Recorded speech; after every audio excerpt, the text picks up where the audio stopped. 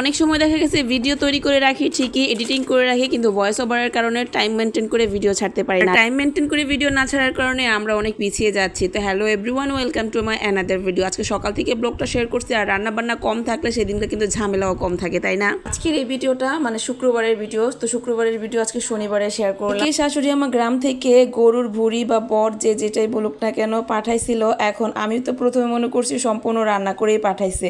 তো প্রথমে ভাবছিলাম হয়তো এখন শুধু গরম করে খাওয়ার উপযোগী হবে।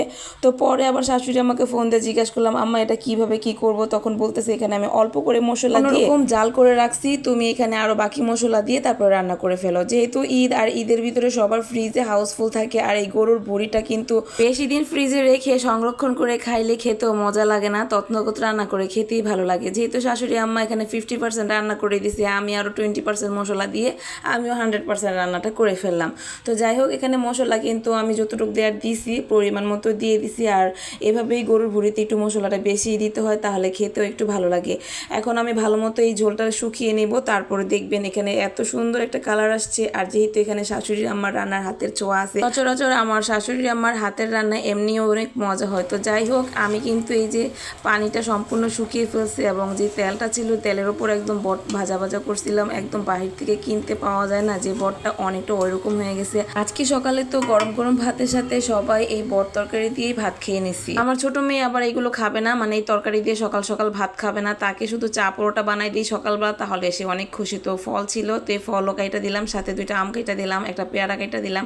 তো আমার ছোট মেয়েটা তা খাইলো, সাথে আমরাও খাইছি। তো ও আর ভাত খায় নাই সকালবেলা। সকালের খাওয়া দাওয়ার পর্ব শেষ করে তো দুপুরবেলা আজকে আবার মেহমান আসবে বাসায়। কি রান্না করবো মেহমানদের জন্য? আজকে আবার একটু বিরিয়ানি রান্না করতেছি। বাসায় কোনো মেহমান আসলে শর্টকাট রান্না হিসাবে কিন্তু বিরিয়ানিটাই হচ্ছে বেস্ট। আর আমার বড় মেয়ে তো বিরিয়ানি অনেক পছন্দ করে, আর যেই মেহমানের সাথে একটা আমার ননদও আসবে, তো আমার ননদও বিরিয়ানিটা পছন্দ করে। আর আমার মেয়ে প্লাস আমার ননদের পছন্দের কথা বিবেচনা করে আজকে বিরিয়ানিটা রান্না করতেছি। তো বিরিয়ানির ভিতরে প্রথমে আমি পেঁয়াজ কুচি, একটা বিরিয়ানির মশলা, টক দই, আদা রসুন পেস্ট, আর 2 চামচ গুঁড়া দুধ ও তেল দিতে ভুলে গেছিলাম। পরে আবার তেলও অ্যাড করে নিলাম। তারপর সুন্দর মতো এটা মেখে জেখে অল্প পরিমাণে এখানে পানি অ্যাড করে মাংসটা কষানোর জন্য চুলায় বসাই দিব। তারপরে এই যে 10 থেকে 15 মিনিট পরে চলে আসছি। এই যে আমার মাংস কিন্তু অলরেডি কষানো হচ্ছে। ঝোলটা যে পর্যন্ত একদম ঘন হয়ে না আসবে এবং মাংসটা একদম সিদ্ধ মতো না হবে সে পর্যন্ত আমি এটা কিন্তু কষাইতেই থাকবো।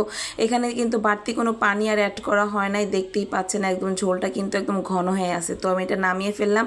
এখন আমি পোলাওটা বসাই দিব, কারণ পেঁয়াজ মরিচ এখানে আমি হালকা আদা রসুন দিয়ে থেকে ধুয়ে রাখা পোলাও চালটা দিয়ে সুন্দর মতো একটু ভাজা ভাজা করে নেব। অনেক সময় দেখা গেছে আমি পানি আগে গরম করে নিই, কিন্তু আজকে আর পানিটা গরম করলাম না, চালটা একটু ভালো মতো ভাজা ভাজা করে যে গরম পানি এখানে কিছুটা অ্যাড করে দিলাম। কিন্তু এখানে গরম পানি দিছি, তার জন্য বিরিয়ানিটা হইতে বেশি সময় লাগবে না। আর এই পোলাওর চালের ভিতরেই আমি এই যে মাংসটাও কষানো মাংসটাও দিয়ে দিছি। এখন আমি কিছু সময়ের জন্য ঢাইকে দিলাম।